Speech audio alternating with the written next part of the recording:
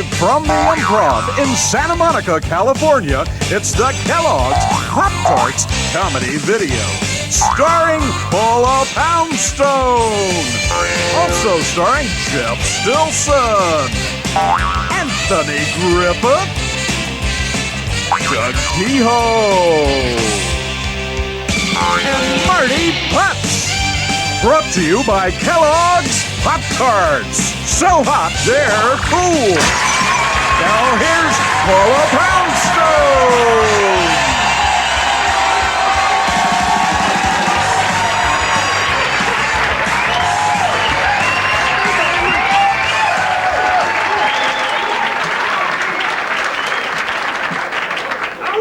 Thank you very much, and thank you so much for coming. You guys all know this videotape is going to be available with Pop-Tarts box tops. So essentially, we know right now we're talking to Pop-Tart eaters. It's a good feeling, isn't it?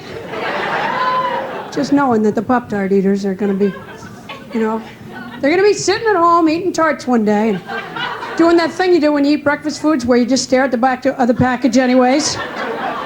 And you realize, like, with all the things you could read, why are you reading this right now? I don't know, they'll read it maybe through each tart, so that's 6 times, before they realize I could eat 2 more boxes of these. I actually, in fact, you know what, you guys? I eat a box of Pop-Tarts every day, which is sort of how this came about, really. It's a fact. And I happened to mention it on stage before, and so Kellogg's asked me to do this, but which I was happy to do, because in fact I do eat a box of tarts each day, and this is the reason. Of course, you can see the package, the tart snapped in half, so you can see the cross section with all the rich, tasty goodness right there.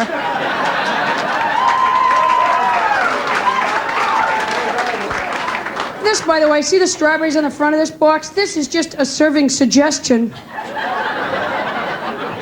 Don't be disappointed if you open your box and you don't find any loose fruit inside. That's just a way of how you could prepare them in your own home. Well, this is really what happens to me. There are 6 toaster pastries, yes, but they come in pouches of 2. This is the trick, ladies and gentlemen. This is what happens to me. I open the first package and I eat 1 tart and I enjoy it very much, as naturally you would. And then I feel, well, I have to eat the second one or it will go stale.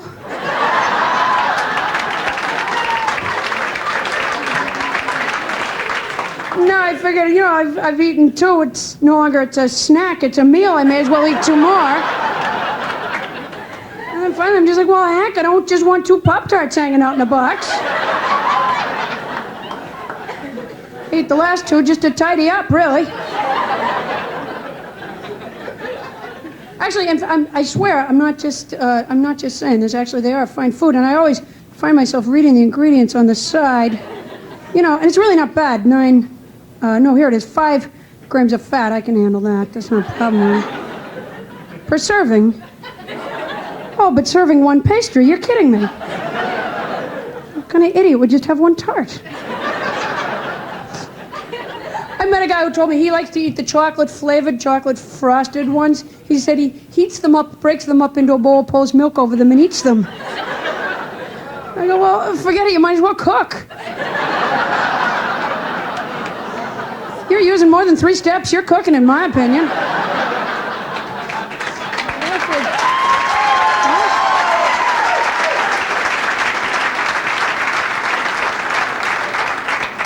If you ever see me in an airport, I dare you to stop me. I always have a box right in my carry-on bag, so that when the stewardess comes around with the yucky snack cart, and everybody else gets their little foil pouch of nuts, I lean into my bag and pull out a Pop-Tart. All the other passengers look at me bitterly. Where'd you get that? How much you pay for this flight? You guys seem like such a nice crowd. I'm almost kind of sorry the little Pop-Tart eaters can't be with us right now.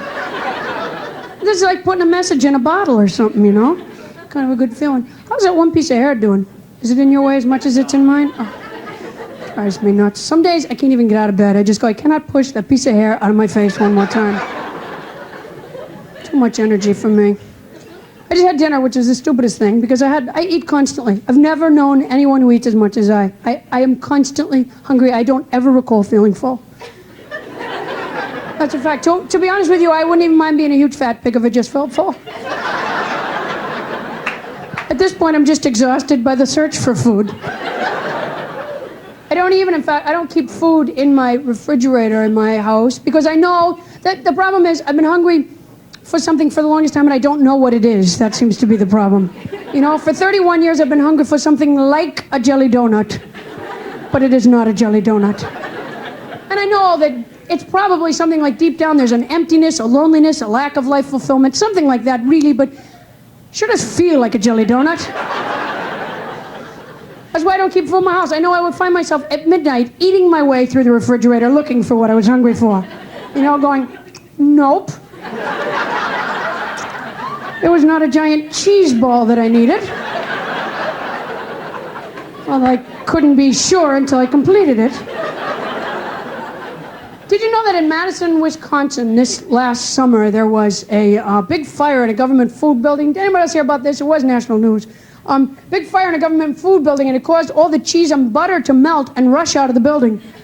So they had a big cheese butter river, and it was going right for their waterways. It was a big deal in Madison because they thought that they were going to have cholesterol in their waterways.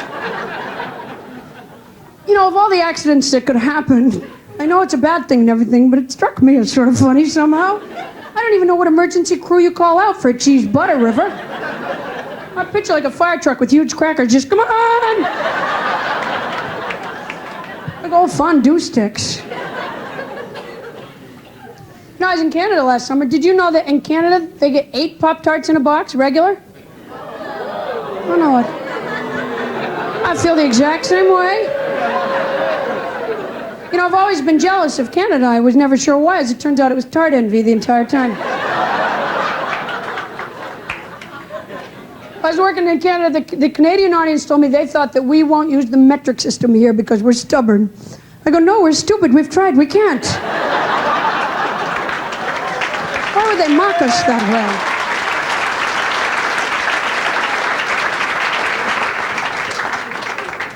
way? Sir, did you have your glasses off? Did you? Was it? I can never tell when people I'm doing, like working, and somebody takes their glasses off. I can never tell. Was it because you could see me or because you couldn't? Will you just get to a point where you just didn't enjoy the show anymore? Nah. Maybe elbow your wife. Honey, take your glasses off. She's better fuzzy. She's one of the better fuzzy comics I've ever seen. Oh, because I brought tears to your eyes? Oh. I think he's Canadian.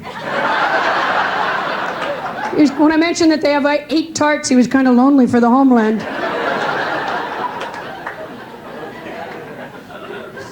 So what do you do for a living? Nothing. You don't do anything? How's that going for you? Did you ever get sick of that and just punch off the clock and do something? Must be exhausting. Oh, he has a wife to support him? I didn't even realize. You know, sir, this video will be available to children through box tops. Do you think that's the kind of image we want to tell them that adults have?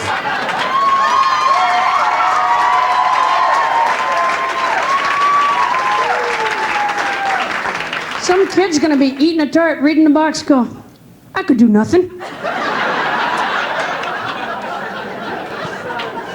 I just don't think it's healthy at all. Actually, you know what? I watch tapes with my cats. One time my cats heard my voice coming through the speakers in my house, and they absolutely flipped out. It was kind of a weird experience for them. I have 5 cats, and they're really great, actually. Although one area they're no help with whatsoever, that's security. You know, I just moved into a house about 6 months ago, and I'm usually too nervous, kind of afraid of crime and stuff, so I'm often too nervous to even stay there. But every now and then I do stay there. And you know, all 5 of my cats sleep with me. I'll be just about to doze off to sleep when, for no apparent reason, they all 5 just stop and stare out the bedroom door.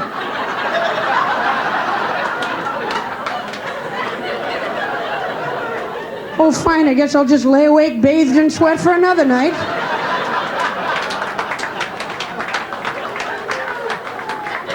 You know what it actually was helpful? When we lived in the apartment, I could never hear the doorbell from my bedroom. The only reason I ever knew the doorbell rang was because all 5 of my cats would run into my room completely puffed up. Just like in a big panic. And you know, they never, ever, ever, ever put it together that there would be that particular noise and I would open the door and there was a person there. They never connected those two things. They were always happy to see the person. They'd be like, come in quickly, we heard a noise. Big babies. Did you guys just have like big spillage or something? I heard like things dropping. What happened? I tried to be cool about it, but suddenly I couldn't. What spilled, ma'am? Oh, your ice? Oh, let's just go. If that lady spilled her ice, I don't even want to be here anymore. How did you spill your ice? Was something rambunctious happened? She knocked it over. Oh, she knocked it over. Oh, fine, a little finger pointing. Maybe we'll just have to separate the two of you for the rest of the show. Maybe you'll be out in the hall, young lady, and you can get the notes from a neighbor. Remember when they used to say that in school, you have to get the notes from a neighbor? I kept knocking on some old guy's house next door. I go, yeah, she said you'd have the math. I thought it was odd myself.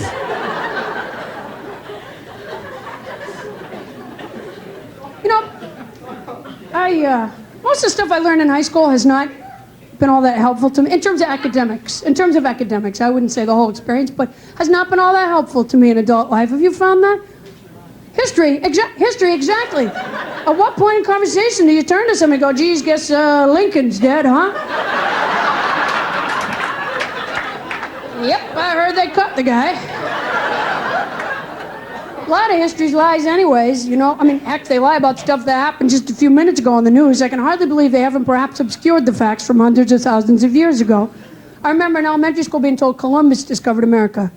And then the exact same teacher said, well, some Indians were already there and some Vikings had already come and gone. So I said, well, then he didn't discover it. And the teacher said, no, Paula, he discovered it for Spain. Oh, for Spain. Can you do that? I'm glad he's dead. I don't want to come home some night, find Columbus coming in through my living room window. He'd be like, am I the first one here? Well, no.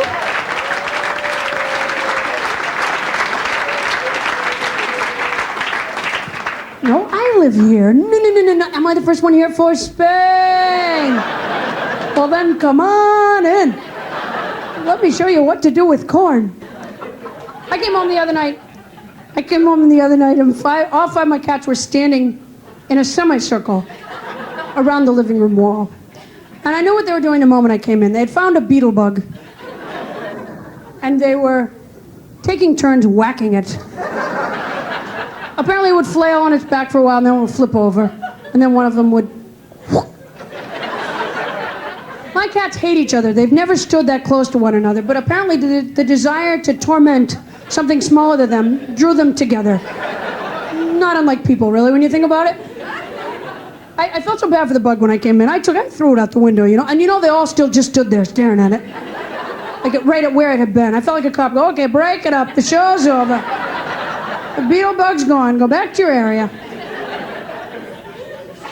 That was a big deal to them because they don't go out. You know, they're indoor cats, so to see like a little form of life in the house was a big thrill for them. You know, it's like cat folklore now. You know, probably right now they're laying all fat and lazy near their water bowls, going, "Remember that beetle bug?"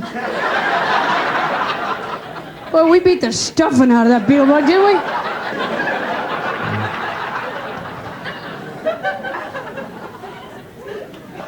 Well, you guys ready to get going? Yeah! Good thing.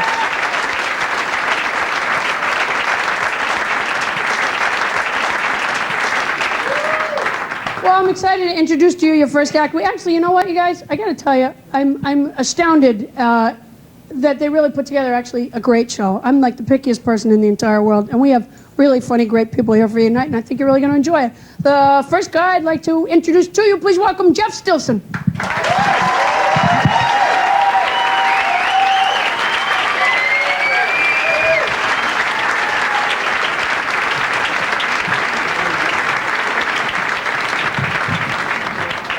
Thank you very much, folks. Nice to be back out west again. I used to live in Seattle, Washington. Yeah, I moved to New York a couple of years ago. I left a city that has a high suicide rate for one that has a high homicide rate. Guess I'm just not a do-it-yourself kind of person. I was born and raised in Spokane, Washington. Spokane is a smaller city. Actually, it's more of a town. The zoo in Spokane was recently named the worst zoo in the United States by USA Today. It is pretty bad, too. Most of the animals in the zoo are native to the Spokane area. They just happen to be on the grounds when the zoo was built. The airport in Spokane is called the Spokane International Airport, even though there are no international flights. We got the idea from the International House of Pancakes. We figured it would add an air of sophistication to the region. I just moved into a new apartment in New York. That's a hassle. I'm still furnishing it. The other day I bought a cutting board for my kitchen. It's a piece of wood with a handle on it. It's made in Yugoslavia. Apparently we don't have the technology in this country to make a cutting board. I live alone. I'm not married. I hope to be someday, though, just so I can stop exercising.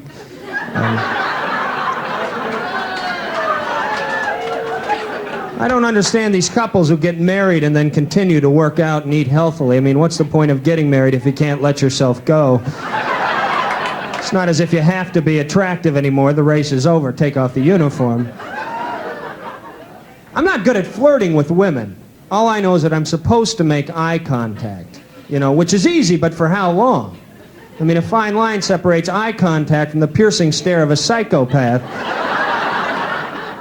I want to look confident, not maniacal. I don't enjoy dating anymore. It takes too much time and effort. You have to make that phone call, maybe send flowers, go to dinner, catch a movie. It'd be so much easier if we could just swim upstream or make a loud clacking noise. It's a wearisome process searching for a mate. I mean, after a while, you can't help but lose some of your enthusiasm, Dating is like gathering fruit. When you first start out, you pick only the best apples, but by the end of the day, you're throwing anything into your basket.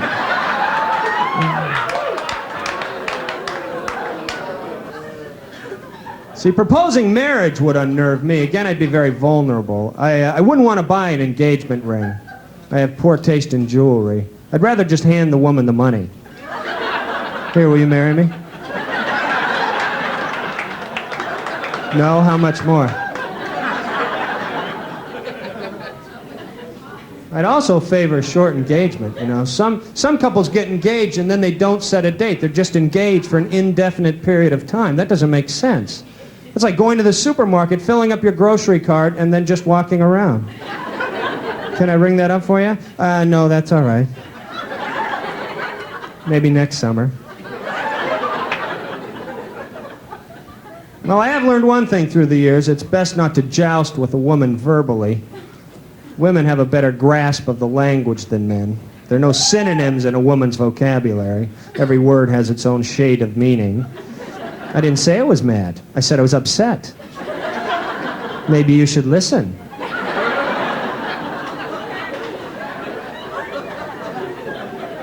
Women are much more verbal than men. That's why whenever you see an elderly couple together, it's always the old man who has the hearing aid.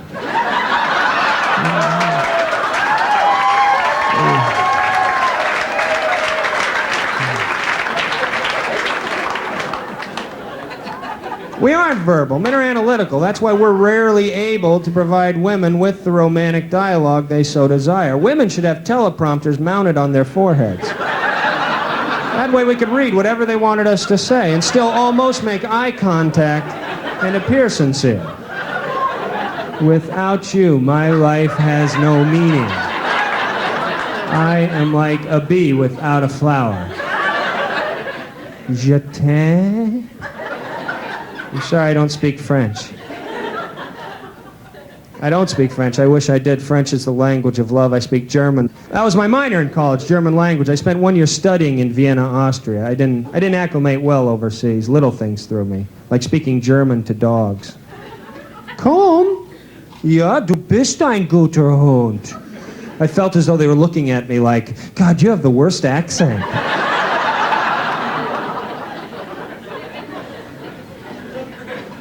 So you aren't taught in a classroom what you really need to know, like how to swear in German. You know, if I got cut off in traffic in Vienna, the vilest thing I could scream was the equivalent to, "Go away, you big bad man."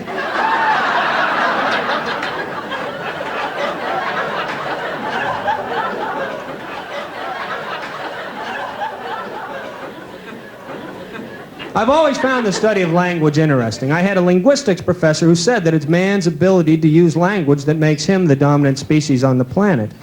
I'm not sure if I agree with that. I think what sets us apart from other animals is that we aren't afraid of vacuum cleaners. We can actually operate one. I started studying German in high school. I was very active in the German club. We were a small organization. That is, until we annexed the French club.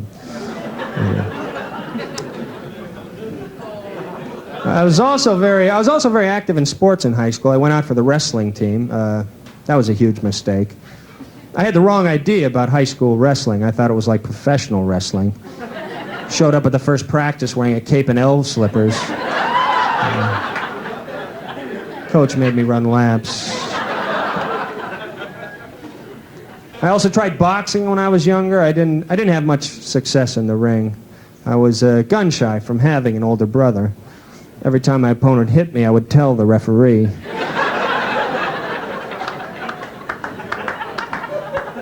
My brother beat me up almost every day. He never got in trouble either unless he hit me in the back. My parents considered that cowardly. That's an odd message to convey to a child, isn't it? Don't hit your brother unless you can nail him in the face. One time he beat me up so badly that I wet my pants. Not because I was scared, I just wanted him to get off of me.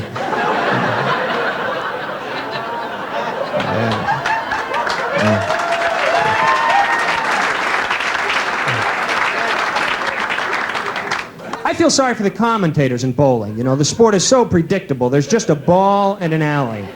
There's no defense, no obstacles, no strategy. So, Jim, what do you think he'll do on this one?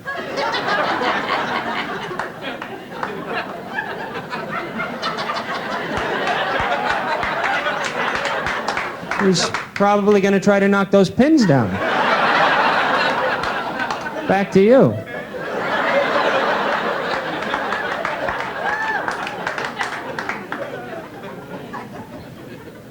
Not much of an athlete, never been much of a sportsman either. My father and I hunted just once when I was 12. We took our dog with us, a basset hound named Lancelot. We assumed that he would help us. We were wrong. He got lost. Spent the whole day looking for him. It was kind of like hunting. We wore boots and stalked an animal. We just didn't kill it when we found it. We spanked it with a newspaper. It's hard to do that with deer. I've always been a big animal lover. At present, I share my apartment with a cat who weighs 15 pounds. My goal is 25 pounds. Then I want to enter him in the state fair. A couple weeks ago, I had to take him to the vet. He had been limping. Vet says that he has a bad knee. I didn't even know cats had knees. They might not. I know nothing about the feline anatomy. If the vet told me the cat needed new batteries, I couldn't argue. Anyway, the vet instructed me to make sure that the cat took it easy the next few days. Yeah, I guess that means his usual 20 hours of sleep per day. Wouldn't promote the healing process. If the cat takes it any easier, might as well have him stuffed. Anyway, thank you very much.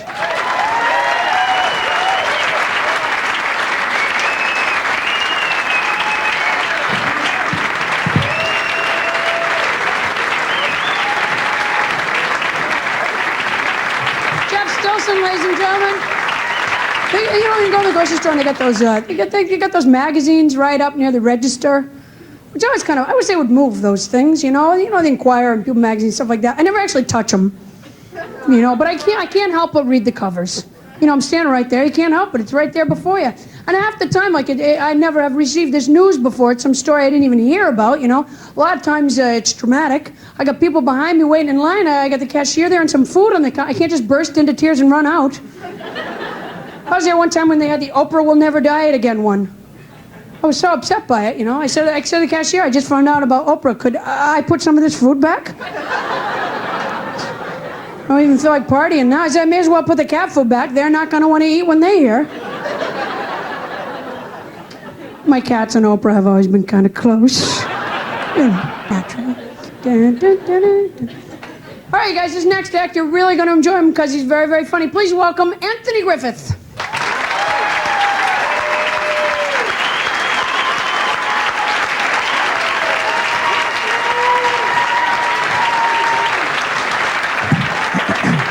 Thank you. Thank you very much. Glad to be back here in California. Yeah. I moved out here about a year and a half ago from Chicago. Came out here to pursue my acting career. And it amazes me how many people in LA think they're in the entertainment business, you know. You can walk into McDonald's and the first thing they'll tell you is, I'm working at McDonald's, but I'm really a choreographer / producer. You know? Okay, well, why don't you dance over there and produce me a cheeseburger? You know? It's true. But I moved out here with my wife. I've been married now for 5 years, which I enjoy. You know, it's a lot of fun. Yeah. I'll be honest, though, I almost didn't marry my wife because my wife would always walk into things while we were dating, you know, because she's nearsighted, which I never knew at the time because she never wore her glasses around me. And I saw my wife walk into a brick wall once, you know, and I mean hard. I thought the car had backfired. That's how hard she walked into that wall, you know. And she still refused to tell me she had an eye problem, even when she regained consciousness, you know? I'm like, baby, you okay? Yeah, why you say that? Because you just walked into that building. I didn't see it. You didn't see the building? Exactly what part of the building didn't you see? I didn't see the building. Are you calling me a lie? No, I'm not calling you a lie. If you didn't see the building, you didn't see the building. In fact, now that I take a good look at the building, I can see how you missed it, you know? Because it is a foggy day, you know? In fact, when I woke up this morning and saw just how foggy it was, the first thing I said to myself was, man, I hope I don't walk into a building where... You know? See, I think that's the secret to a happy marriage, you know, communication. People don't communicate like they used to. I read an article where this man married this lady and discovered she had 125 personalities. And not one of them could cook. Yeah. That's great, man. And I think whomever you're thinking about marriage, you know, you should get to know their sleeping habits first. Because people have strange sleeping habits. Like my wife snores a lot. You ever sleep with someone that snores so bad that they wake their own self up? You know? They're just in bed going...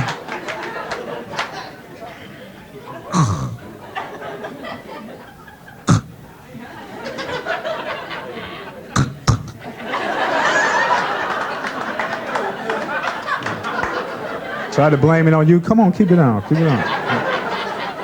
And meantime, stray dogs are by the window. Oh. And if there's one tip I would give any young man thinking of marriage in the future, when it's time to buy the rings, whatever you do, go alone. You take your fiance, I guarantee you not even Disneyland will have anything that compares to the ride you'll be going on that day. You know? It's true, man. Because women shop for the biggest rings possible. Well, that's nice, but I was looking for something more crystal ballish. You know? Me and her, we go along, we'll look at anything that's on sale. Yeah, Alex, the ring on display for $12.99, please. And I heard there's a discount if I mention Kellogg's Pop-Tarts. And once a man gets married, the biggest responsibility he will ever face is that he must protect his spouse no matter what the cost. Someone tries to stick up your lady, fellas, you must shield her with your body. And women understand we men have no problems with that. The problem arises with the fact that you women knowing this, you have the tendency to instigate the holdup. You know? See? So while your man is shielding you, you're behind him yelling, "That's right!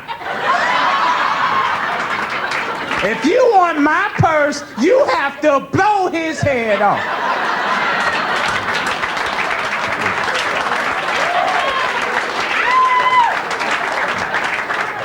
And I don't think you can do it. In fact, I dare you to do it. Next thing you know, the police at the scene of the crime. Excuse me, ma'am? Can you explain to me what made this thief empty his magnum into your husband's chest? I'm not quite clear on that. Why did he feel compelled to empty every chamber in his gun, reload, then do it again? I don't understand that. And looking at your husband's face, neither did he. Oh, I don't know. We were just talking. Then he just freaked out. Oh, I'm so alone. Guess I'll just take the insurance money, move to the Bahamas.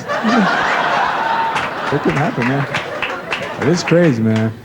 I did a lot of things besides perform while I was in college, you know. I played a little basketball, very little. I was known as a Minuteman. Coach, can I play now? I'm the Minuteman.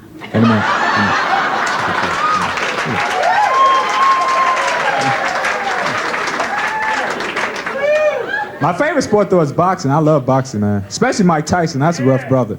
Because I saw one of Tyson fights where he literally hit this man so hard the blood shot on my face. And I'm watching the fight in my living room. He beat this man to the point that after the bout, when the loser was asked what his future plans were, all he could say was, where as far as I'm concerned, Mike Tyson the greatest fighter of all time. But hey, you know, don't count me out. I will be back. I will just take the next year and a half to basically concentrate on breathing. And then hopefully with the help of my trainer, we can pursue other matters such as finding out who am I and which evil spirit possessed me getting to the ring with that man.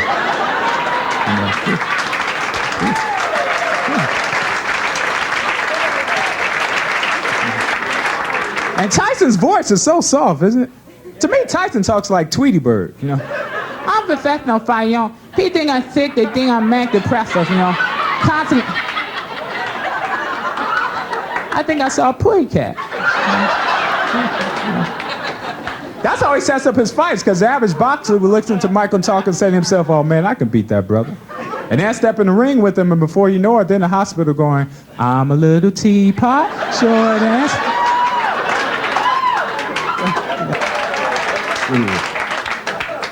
But I had to adjust financially to live out here, man, because it's so expensive out here, man. I went shopping for some gym shoes the other day. Every brand cost over $100. And you see kids just begging their parents, oh, mama, they're Air Jordans. I want the Air Jordans. I want to be like Michael. You know? Well, until you bring home $3 million like Michael, I'm taking you to pay less. You know? That's how my father was, man. We couldn't afford anything when I was growing up, because my father always had bill collectors after him, you know. My father had so many bill collectors after him, when they came to our house, they carpooled, you know. And I felt sorry for my younger brother because he was always wearing my hand-me-downs, you know. He never had anything he could call his own. Even his childhood pictures were old pictures of me. You know? My father would say things like, Danny, this is you in 8th grade. I'm not in 8th grade yet. Well, this is what you're gonna look like in 8th grade. And take a good look, because these are the clothes you'll be wearing. And the reason we never had money is because what little we had, my father always spent it on our dog. That's why I hate dogs to this day. We had a fire in our house once, and our dog was the first one out the house. In fact, I didn't know there was a fire until he called me up on the payphone across the street. You know? I'm running outside my underwear. Hey, man, how come you didn't bark? Hey, you got a smoke detector. I heard it. And you have people here that dress their dogs? That's what I understand, man. One of the most embarrassing moments in my life was one day on my way to work, a dog crossed my path wearing a sweater and a matching cap. And I just so happened to be wearing that same outfit. You know. Thank you very much. Good night. Thank you.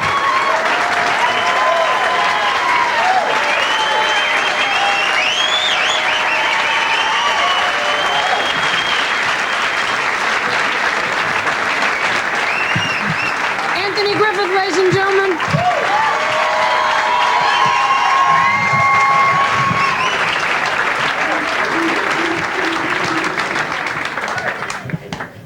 So how have you been? I was gone for a few minutes. I kind of missed you. How you doing? Just gone for a couple minutes, were you? Could happen to anybody, man.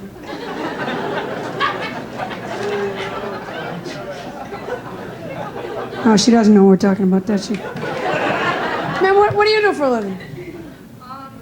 Enrolling in chef training. You're enrolling in chef training? Is that why you're here tonight?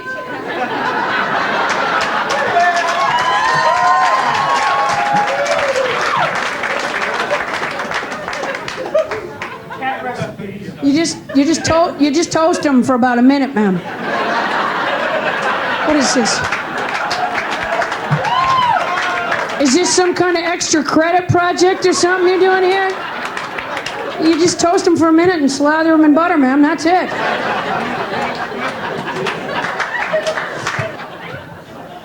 You guys are really going to have a great time with this next act because you're very, very funny and actually happens to be a very good friend of mine as well. Please welcome Doug Keogh.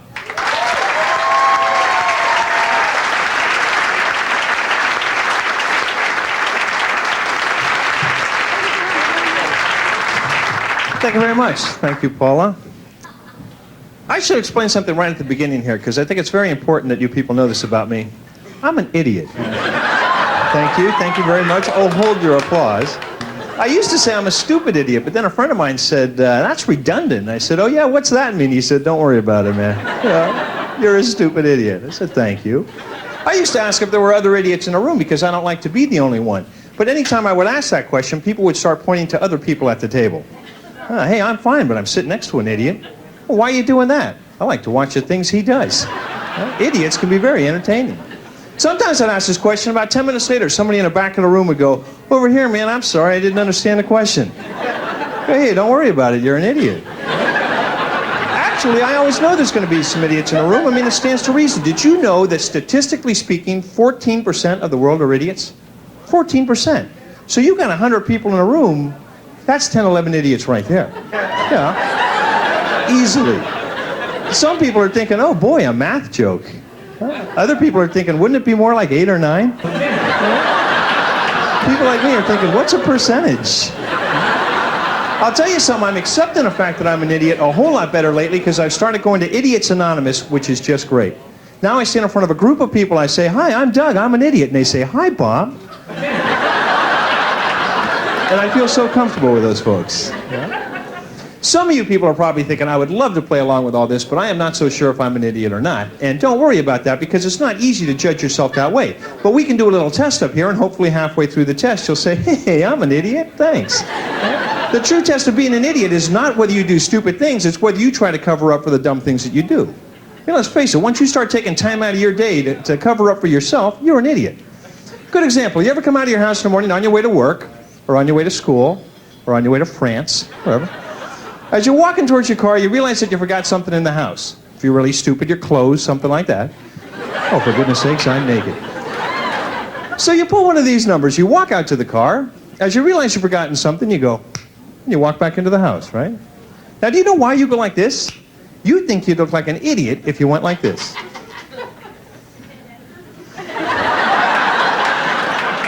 Your neighbors would be out there going, there he goes again, Margaret, look at that boy. That boy's an idiot. Keep him away from our daughter.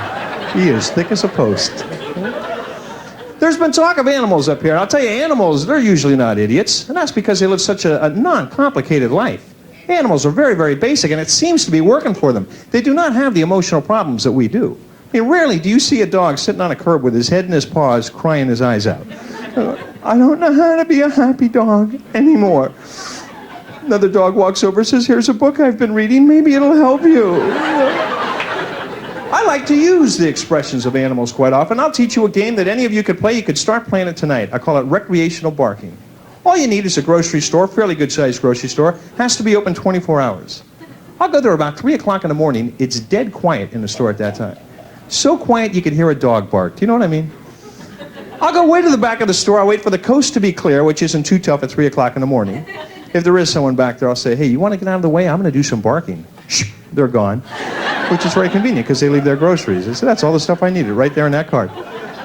I'll get back there. I'll take a couple deep breaths. I'll go, arr, arr, arr. Clerks come running with brooms looking for that dog. I'll go, he's a big old dog. He went right around the corner and down that aisle. They run that way. I run to another part of the store, start barking again, and the game has begun.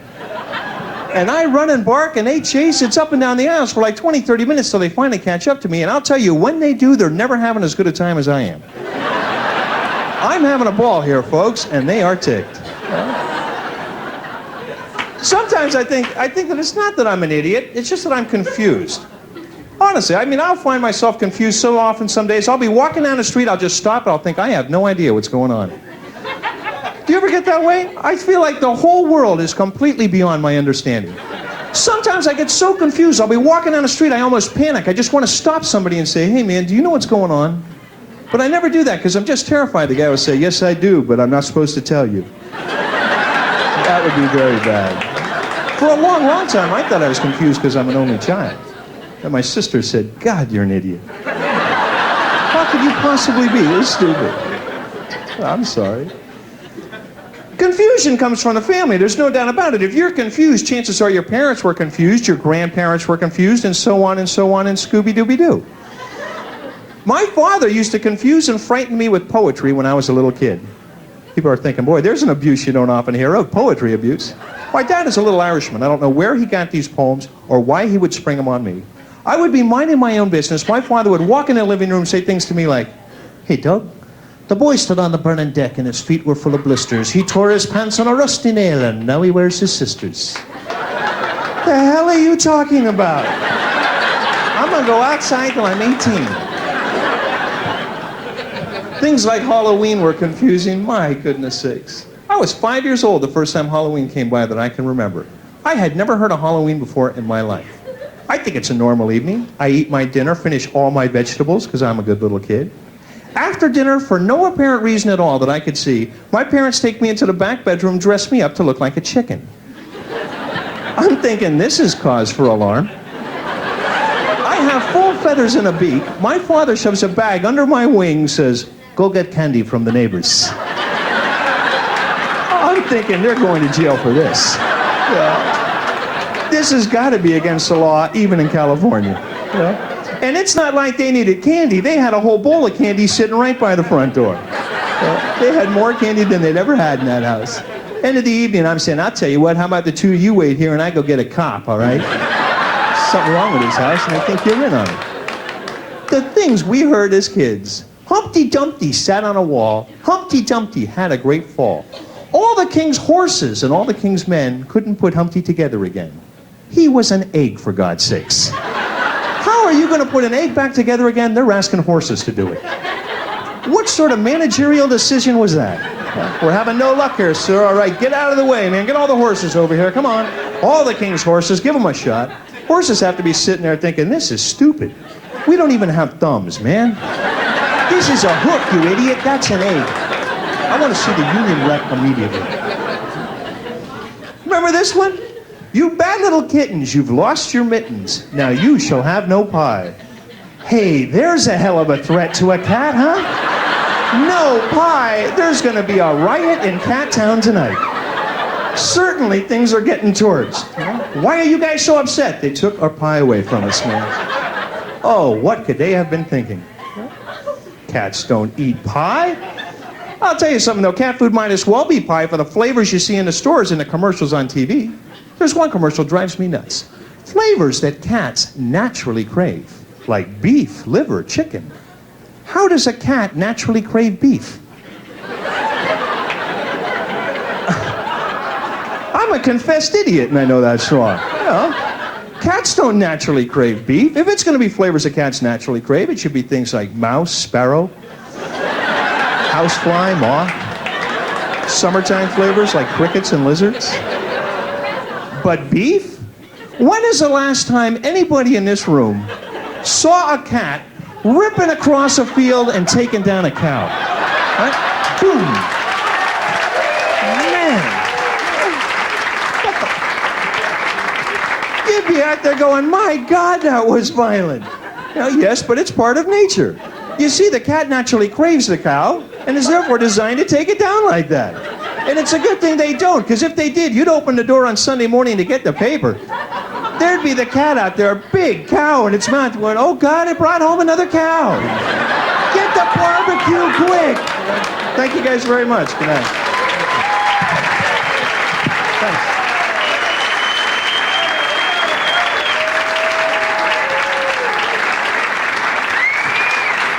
Doug Keogh, ladies and gentlemen.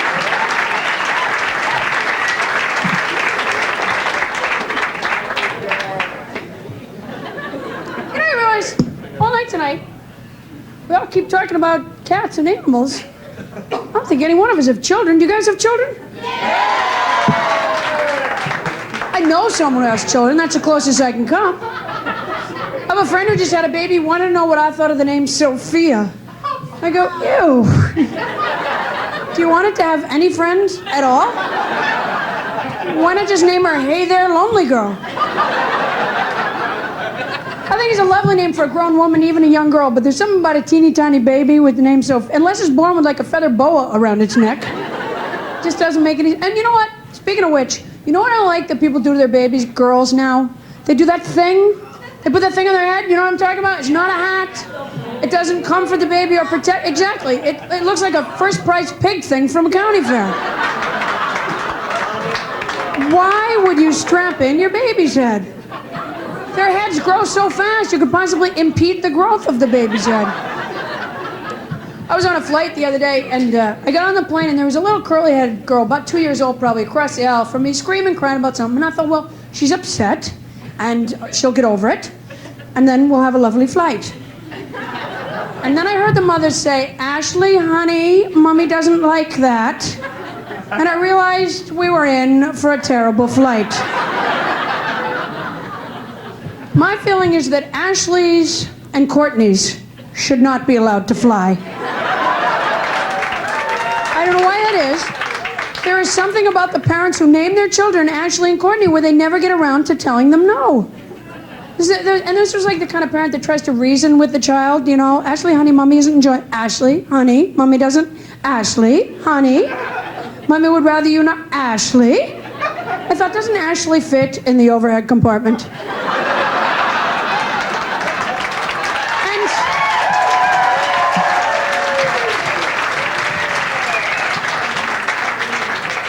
And of course, if she doesn't, check her. You guys, this next act, you're really going to enjoy because you're very, very funny. Please welcome Marty Putz.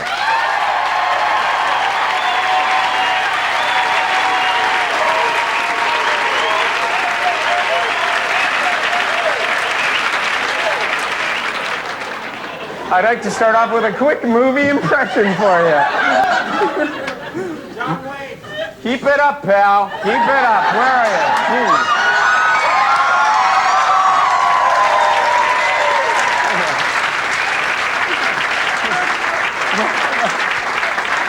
What's that? I missed? No problem.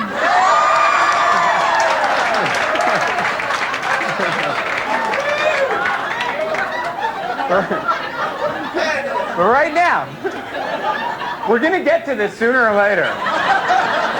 Right now, it's time for a quick movie impression. My impression of my favorite Alfred Hitchcock movie. It's the coolest. Where do you see this?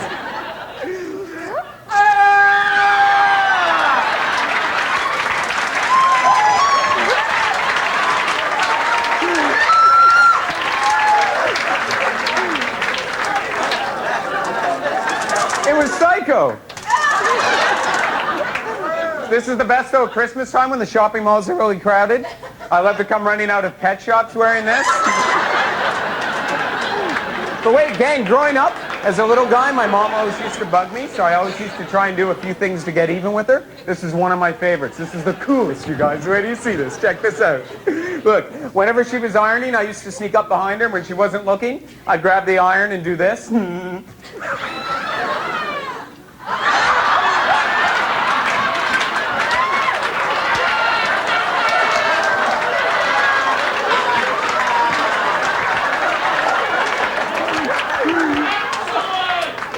I guess you never did that. Okay, that's cool. Oh wait, this is the coolest. This was my favorite. Check this out. Where do you see this? Check this out. Look, whenever she was vacuuming, I used to sneak up behind her, grab the vacuum, and do this. This is the coolest. Watch this.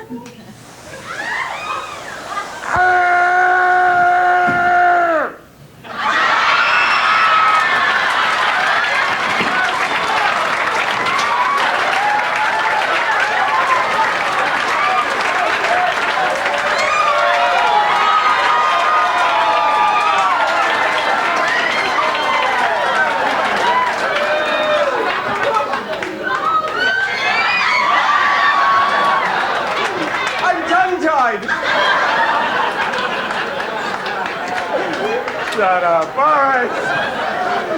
Cool. Snack time. Anybody hungry? Yeah. All right, cool. Whatever you do, when you get a marshmallow, don't eat it. Hang on to it. Right there, pal. All right, good grab. Try that one. All right, back there. Young lady. Oh, nice snag. All right. Back there. Back there. Good grab. All right, right there. All right, over here, sir. Right in. Okay, back there. All right. All right. All right, where? All right, wait here. Okay, wait. All right. Right here, pal. Right there. All right. Let's go over there, sir. Oh, geez, take two, fat boy. All right, hang on. All right. Gang, everyone, wait. This is the coolest. You guys, check this out. Sir, don't move. You're in the perfect seat. Look straight ahead. Don't move. This is the coolest. Don't move. Check this out. This will be so much fun. Wait. This is so cool. All right. Hold still. Don't move.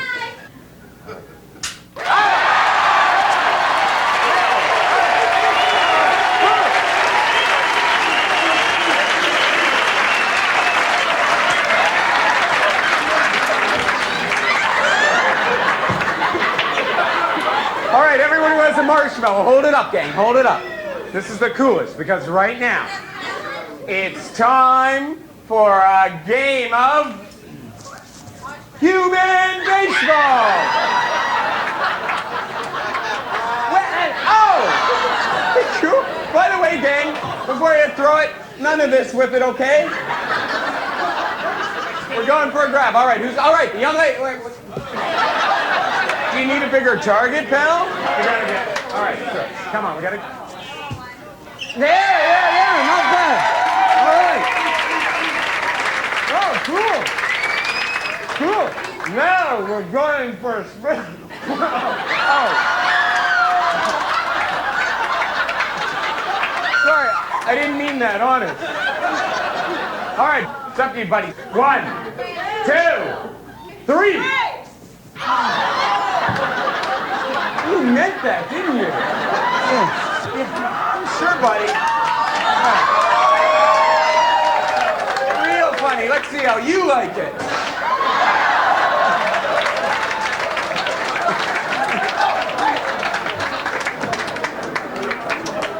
Wait, this is the coolest. Check this out, you guys. Where do you see this? In school with our lunch bags, we used to do puppet shows. Did you ever do this?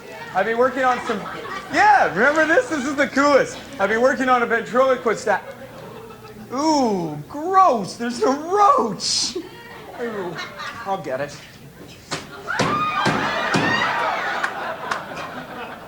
Ooh.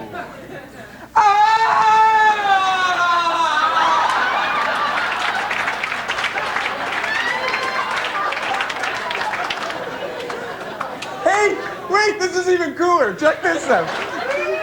Check this out, you guys. I've got the world's only trained flea circus. This is the coolest. Watch this. You're about to see this flea go up this ladder, across this board, and land safely inside the cesspool. All right. Watch it. Don't you hate when people do this? Ask me a question. Anything you want. Go ahead. Just ask me. What's your name? My name's Marty. All right. Well, What is the police name? Freddie. All right. Watch, you guys. It's the coolest.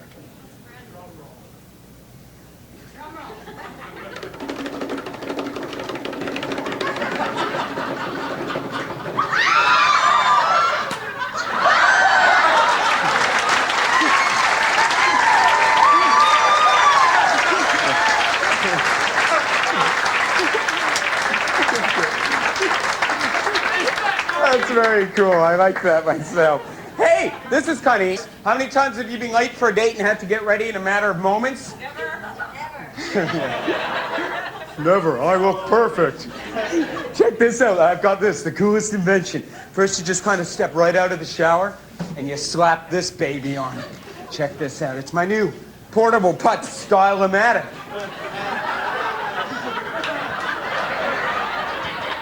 Shut up, you guys. Slap her on, start her up. In a matter of 5, 4, 3, 2, 1 seconds, you're ready for your date.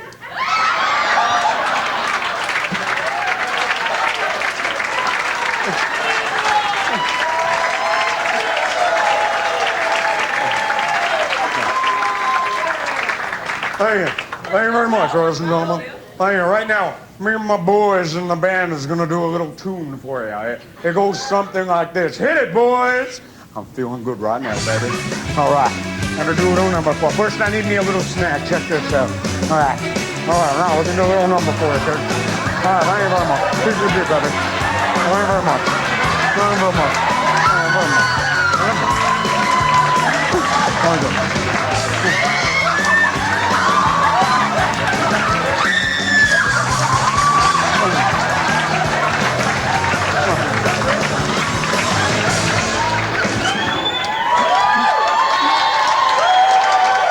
Thank you. Thank you very much. Listen, gang, my name's Marty Fox. Thanks very much. You are great. Thank you.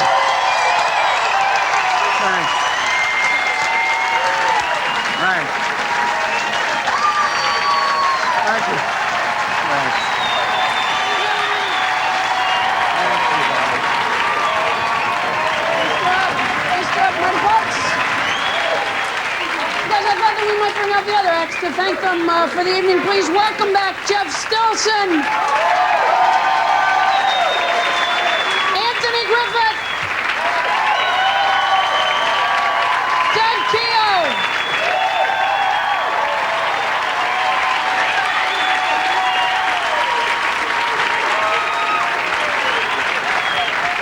thank you very much.